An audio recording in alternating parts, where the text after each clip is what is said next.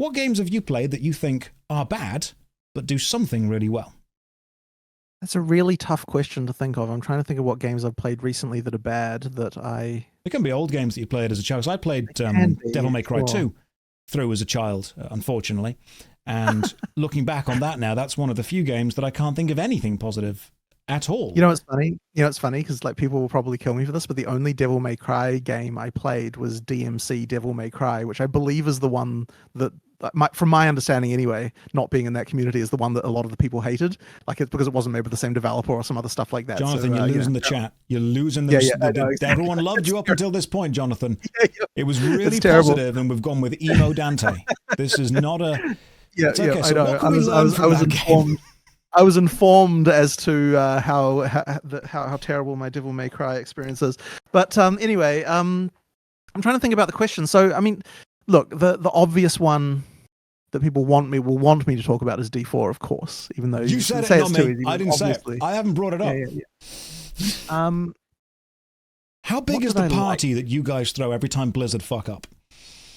Is there like a fund set aside for it, and they release something, and you're like, guys, get the party poppers out. We're gonna have a surge of players.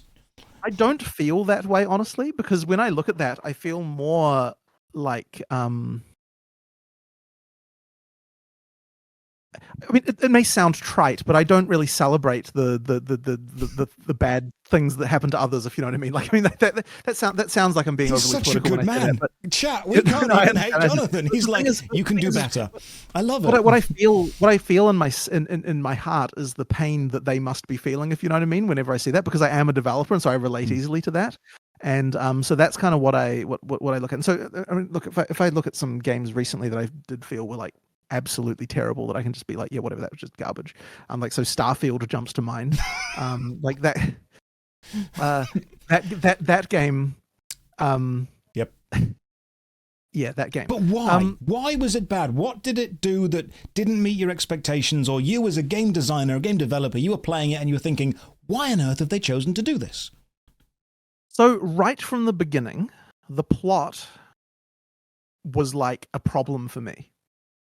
It didn't seem to make narrative sense right at the beginning. And that was concerning to me.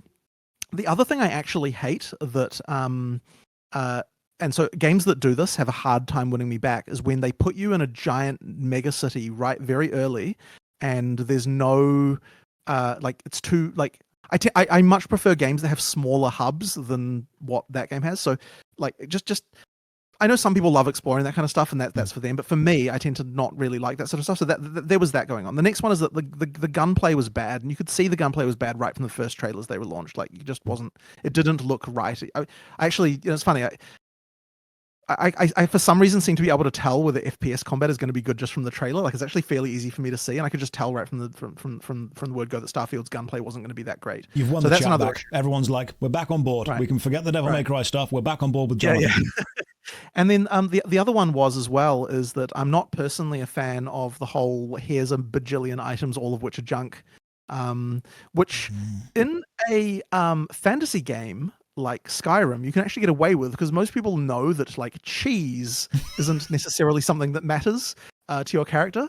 But in a sci-fi game, when you've got like some random object that's called like a quantum, you know, whatever doohickey, right? Like, how do I know whether this is some important crafting material or whether it's just some random piece of junk? So I think that sci-fi wasn't doing that game any favors when it comes to that loot system, as far as items go. That links back to the idea that we spoke about earlier of effectively coding anything in your game with what the audience expectation already is, the Jungian archetypes and the idea of having classes. When you give a player in a fantasy game random bit of string, they're thinking, okay, I don't need this. But when you give a player in a fantasy sci-fi game, you know, important sensor module, you're thinking this is a key item that's going to be relevant to the game, when it's actually a random piece of junk. So I can understand where you're coming from with that. In fact, sci-fi is just a straight up uphill battle in all respects on with regard to this stuff. Like, there's so much player expectation around fantasy that you can just lean on really hard. And it's funny because, like, okay, even just trying to come. So I've actually tried as just a design exercise before to come up with a mod system for a sci-fi game, and coming up with an interesting mod system for guns is so hard.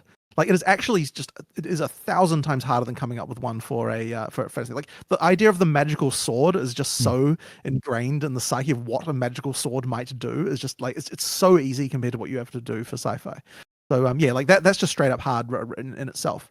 Yeah, I was playing that game. I mean, people talk about as well about the okay, so the thing that people did like, and the thing that generally was very well received in that game, was the shipbuilding system. And, that's the kind of thing that I do actually like, doing that kind of stuff. I'm a fan of this kind of stuff. So yeah, that is and this is probably a very easy answer, because this is the thing that a million people have said, right? That, oh yeah, Skyrim, sorry, not Skyrim, Starfield was bad, but the shipbuilding was cool. And they're absolutely right about that. That is an example.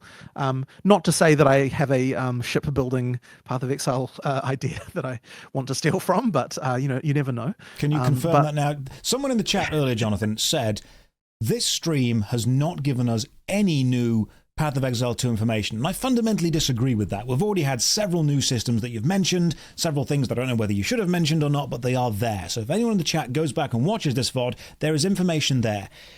Jonathan, can you or can you not confirm that you want to bring some kind of boat building to Path of Exile 2? The number of times we've gone to design a league, and then the start of the conversation is, okay, so we're finally going to do boat building league. It's happened so many times. And then so many times it would be like, oh, we can't do it. We've got, for various reasons, it's just never actually managed to work. Yeah, that is actually, funnily enough, a thing that we've actually wanted to do a ton of times. But I'm not hearing a no, Jonathan. I'm hearing a lot of justification for why you haven't done it yet, but I'm not hearing no. There's a whole island act. So therefore there is and you do have a boat. There's just no there's just currently no upgrade systems for it. But there will be the potential.